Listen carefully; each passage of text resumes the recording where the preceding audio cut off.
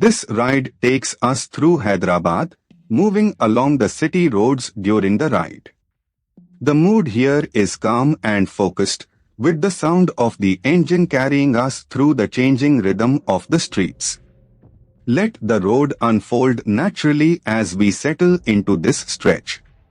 A little further along, this part of the route shows a grounded side of Hyderabad, where everyday movement defines the street.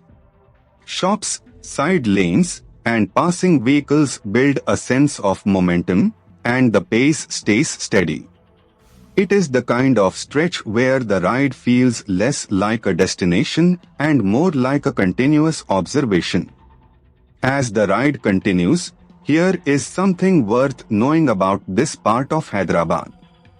Golconda's diamond wealth contributed greatly to the prosperity of the Qutub Shahi dynasty.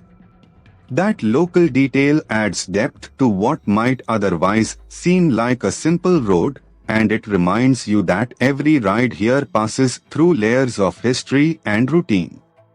Coming into the next stretch, from the rider's perspective, this section is defined by spacing, timing, and attention. Traffic flows in its usual unpredictable pattern, so every opening on the road matters.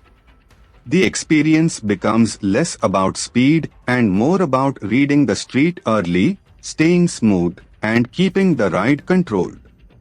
Further down the route, as the route continues, the presence of modern airport gives this stretch a stronger sense of place.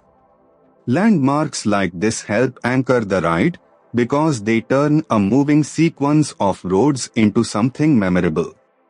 With the road opening ahead, the atmosphere here changes with the hour, and the weather adds its own character to the ride.